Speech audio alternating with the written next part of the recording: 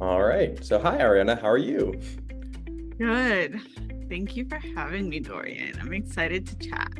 Of course. Thank you so much for taking the time to come and talk with us today. My name's Dorian. I'm the host of the Next Gen Podcast, and it's really nice to finally meet you. It's so interesting doing like all this research about someone, and then you finally get to meet like face to face, and it's always fun. It's always interesting. So, first things first, can you introduce yourself and your business for people that might not be familiar with you? Yeah, so I am Ariana Rodriguez. Introducing yourself is always really fun. It's like the most awkward question you get asked ever in your life. I was born in the Dominican Republic, grew up in Queens, wound up now live in New Jersey with my kids and my husband. Worked in operations for 12-ish years. Started my own operational consultancy agency for small businesses. During all of that, had 2 kids and was diagnosed as ADHD. Mainly because the systems that were working for me stopped working. So the things and coping mechanisms that I had put in place that were working for my brain for years and years and years literally no longer like functioned. It's like I stopped knowing how to be an adult in this world. My poor husband attempted to be as patient as he possibly could have in those 5+ years that I tried to figure out life. And when I realized that it was the ADHD and not just like me not knowing how to function in this world, I realized that we needed to do something to make things just a little bit easier for people in this world, to figure out how people can function or do work when they feel overwhelmed and burnt out and still feel like they could be productive and contribute to society. Yeah, it's a great answer. And you also, this is how I know the interview is going to be good. You already started answering my questions. I was going to ask, about the origin of CORXLY and sort of the story and experience that comes with it, because I love the origin stories. That's always my favorite thing. There's always like some sort of, life experience or long-lasting problem that people have had, and then it always develops into these like fantastic ideas, which CORXLY is. So can you talk a little bit about what CORXLY is and how the web extension the Chrome extension works for the people who don't know out there? Well, there's 2 parts of CORXLY. There's the Chrome extension, which is currently live, and then there's a project management tool, which is going to be live in about a month. So CORXLY is the brainchild that came of this like desire, this need to create a project management tool to kind of just organize my brain, right? It's evolved a few times, but it evolved from just being this like system where I just needed to like verbally process the thoughts that were going on in my brain, and I needed a place to organize both work and life, to being a tool that takes your capacity, your energetic capacity, and all of the things that need to happen, plus your team, into consideration to make a plan to get the work done. Right? So it is a true project management tool, right? So thinking about like your energetic capacity is not new, but people only think about that in the singularity, in like me, myself, and I. They don't think about that as a team in cohesion. And when you're at work, you don't think about the other aspects of your life, right? But as a freelancer, as someone who's owned my own business, as a solopreneur for a long time, as someone who's worked for myself for years, there's been a very, very thin line in between the 2 things. And I don't like having multiple tools to track my life and my work. It's too much for my brain, right? There's too many things happening for me to be able to have multiple tools to track all of the things that are happening. So I need one thing that I can see. I have a really robust overall like bird's eye view of what's happening everywhere, and that's what we're doing, right? We're making it so I can see everything that's happening in my entire life, my team can see everything that's happening in work, and then I can also have a sense of how's my team doing. Yeah, it's really an excellent service. I mean, I downloaded it to, to sort of like research for the interview and get ready. It's so convenient. I found myself. Oh, and we haven't even talked about the extension yet. That's just. I was going to say the extension has been really like blowing my mind. It's such a, simple and almost minimalist design to it. But yes. It's everything I didn't know I needed in my workspace. It's so centralized. Like I find the note taking, because before you know it, you're doing work for these projects and you have like a million tabs open and like all these, and my computer's breathing hot and it's like this old MacBook Pro is like gonna die on me, and it just feels so centralized and like it's a perfect idea. I really think it's fantastic. So the extension really was just like a little bit of a carrot to bring people into the world of CORXLY, right? Okay. And that was a little bit of a love letter, right? Some Valentine's Day chocolates for my peeps who have the 50 tabs open on their screens and have serious anxiety about their computers crashing and burning, which has happened to me numerous times. And then I sit there and cry because I've lost so many things. So like now at the end of the day, I can actually just like add a task. So I open the extension, I add a task or a purpose to each tab. I'm able to document what I need each tab to do. I can close each tab and then never be afraid that I will forget what it is. I just have to remember to then go back into the task, right? It's so helpful. But it's fantastic. It's been a lifesaver for me. And I've got to ask, what is the origin story behind this name CORXLY? It's catching to me, but I'm curious to know what that's about. So it was a combination of when I went to go trademark the original name, the name that we originally were going to go trademark was taken. And then I sat there with ChatGPT for a week and a half putting together things. And I came up with CORXLY, which is a fun play on the prefrontal cortex, which is the front part of your brain that is in charge of executive functioning. And when you have ADHD or most kinds of neurodivergency, the prefrontal cortex is what doesn't function well and doesn't allow for you to plan appropriately. So CORXLY is supposed to function as your prefrontal cortex. Mm-hmm. And you mentioned, the use of ChatGPT, and I guess in this instance, it's in the naming of CORXLY, but can you talk a little bit about sort of the use of AI and other sorts of methods of study you use when you were first starting up the business? So in the project management tool itself, it's embedded in the tool. So you'll be able to open up a little productivity buddy. So you may be too young for this, but back in the 90s, Microsoft Word had this little paper clip sitting on a Post-it note that you would click on, and his name was Clippy, and he'd be like your little productivity buddy, right? Not very helpful back in the day, but like whatever. So so our little CORXLY robot is a better version of Clippy. You open him up, he gives you a chat, and you can talk to him. You can type, you can voice note, you can put in documents, and he will help you come up with project plans. He'll help you if you're overwhelmed. He'll help you take the data that you're importing and map it to a project so you don't have to do that implementation, right? That is where like the power of CORXLY really comes into play. That was what was really important to me for CORXLY to do. I love that. That's really cool.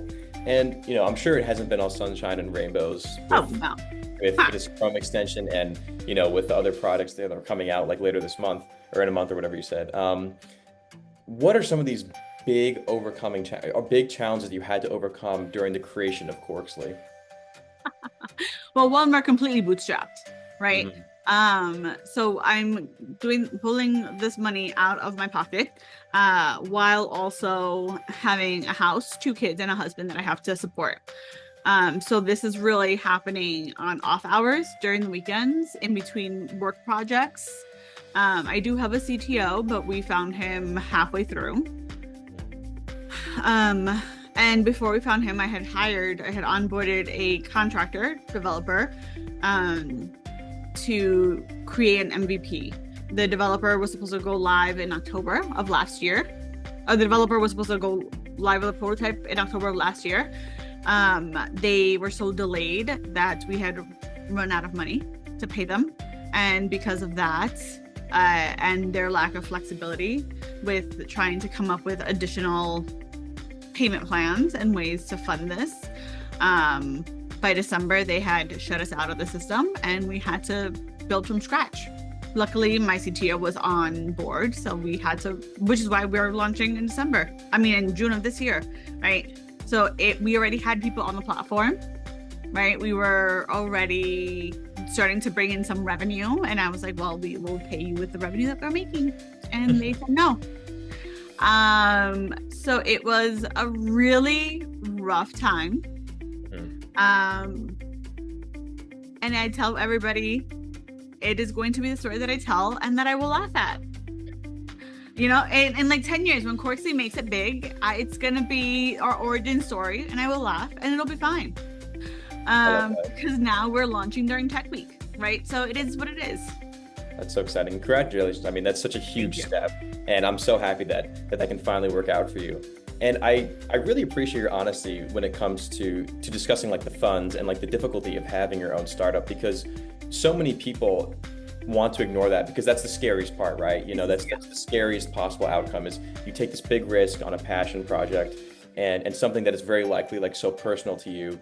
And not only does it not work out, you lose money in the process. I mean, it's such a huge risk. Can you talk about that, like the risk and, you know, sort of the anxiety and the fear that comes with like taking that leap of faith and starting your own business? My husband likes to say that I am a jump feet first and figure it out later kind of person, and I've always been that way, and it almost always works out. This was one of the first times that it did not work out. It was a combination of delays in building, right? And my other operational business just not doing as well as it had in previous years, right? So there was a lot of factors that went into it this year, right? So like finances in general just were rough, and that's okay. But I had a certain amount of money earmarked to pay for this, and I paid it. And the goal was to have it pay for itself for the rest of the amount that we had bookmarked for the build. And it didn't get there. So I had proposed that to the developers to let the tool pay for itself. And instead of agreeing to it, they said no. And so we had to make a really difficult decision, right? Now, here's what I didn't do, right? I didn't hide. I didn't lie to anybody. I tried everything that I could, right? I tried alternative funding models, right? Like taking out like business loans. I tried finding like debt investors. I tried doing some crowdfunding. I tried doing, oh Lord, what was this other thing that I tried doing? I tried doing a few other things, right? There was a few other things that I tried doing during this time period. It didn't work out because we were pre-revenue. The money that we were bringing in was not enough to cover or to make even like these investors feel like they were going to be getting paid back. I like that. And I appreciate the honesty because it's probably not easy to talk about. It's, not fun. It's not, but no one talks about it. Exactly. Right? And like, no one also ever wants to talk about what it means to have to bootstrap and fund this yourself. And it's a reality for a lot of founders that you will have to bootstrap and what that means, because some of us don't have wealthy friends or a family that is going to, angel invest into our business. And that's okay. And what that means is that it's just going to take a little bit longer. Mm-hmm. But that doesn't mean that you can't do it. Well, going back to the high highs, I feel like we just went down like a Sorry. No, it's completely like directionality on my part. I always, sort of start out by asking like, what were the difficulties of the early business? Because now look at it. I mean, look at you. Like you're going to be launching this big next project next month, and the Chrome extension's already like fantastic. I can tell you have one happy customer right here when it comes to that. But a constant theme that this show has been having recently is representation for misrepresented people. It's 2025. It's utterly ridiculous that not all people are represented equally within things as the clothing market, and even as something as simple as like these project management tasks and things like that. Do you ever reflect on and consider just how important the work you're doing is? Do you ever take time to mentally reflect on that? Can you talk about that a little bit? Yeah. So every time I go and talk to anybody, literally anybody, about project management or like what we're building, every single person that I speak about is like, oh my God, where was this 3 years ago? Or, oh my God, I can't wait to give this or recommend this tool to X, Y, and Z person. Or this is going to be great for this person in my life. Or I can't wait to use this. Because these people, or you don't know the number of people that I've met that like, I've been building this, that, and third, just try to like, I've been cobbling together my own tool because nothing else has worked. Because so many people felt or feel exactly how I felt years ago or 5 years ago, because the tools that are out there are either overly complicated or just don't work for their brains, or they're task management tools and not a project management tools, right? There's some great task management tools out there that'll help you if you work by yourself, right? But if you work for a team, if you work with a team, if you work on projects, then they're not going to help you. And like, that's something that I struggled with. I tried every task management tool out there. And if they're not they're not going to actually help you get your work done, because they're not built to support that additional level of organization of a project, which is silly, but like, it's just the reality of it. Yeah, and it's such a commendable, field to get into, and such a commendable thing to try and combat against, because it's just insane, like the systems that are in place currently that just aren't being talked about. And it really is like, of course, like CORXLY and like the idea for it has massive like implications, because work is something that everybody has to do. But even on like a day-to-day like Google search, like it's something so easy, and I think like you put it perfectly, like it's something I didn't know I needed until I needed it, until like you get it and then you're like, why has this been missing this whole time? Yeah. Why is it not already like a thing in Google Chrome? Like it's a genius idea. But I digress.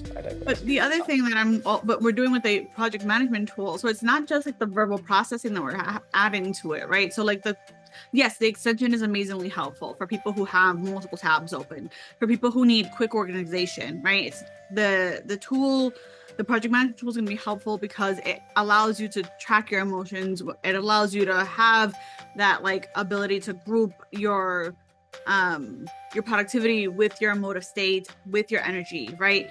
But it also allows, like I said, the verbal processing, and it also has these neurodivergent preferences. So like things like rejection sensitivity, avoidant behaviors. There's preferences that you'll be able to toggle in and out of that will alter how the AI speaks to you based off of how you need to receive information. And if you're not neurodivergent, or if none of them apply to you, you toggle them all off and you call it a day, right? But we're also just increasing the amount of accessibility in the tool itself, right? So like things like color blindness, things like sensitivity to animations, sensitivity to like the UI in general, like, right? There's a lot of customization in the tool that will allow you to really be able to make it your own and turn off the things that you don't need, that don't make sense for you, and turn on the things that do. Right. And that's sort of a perfect segue into what I was going to talk about next, was advertising campaigns and how you sort of advertise CORXLY as a whole. Because, when I was scrolling through the website, it's so friendly, like it's so, it's colorful, but not like overstimulating. And it's like sort of minimal at the same time. Like you really get the information you need. Like I found it very user friendly. Can you talk a little bit about sort of, the customization and the thoughtfulness that goes into these advertising campaigns, whether that's in the website or advertisements for your company as a whole? Yeah, so that was all very intentional. So the whole point is that we're exactly that. We're very approachable, right? The goal is that you come to us and you don't need much, right? We're not there to be overwhelming. We're not there to make it difficult for you. We are there to make it easy for you to get in and do your work.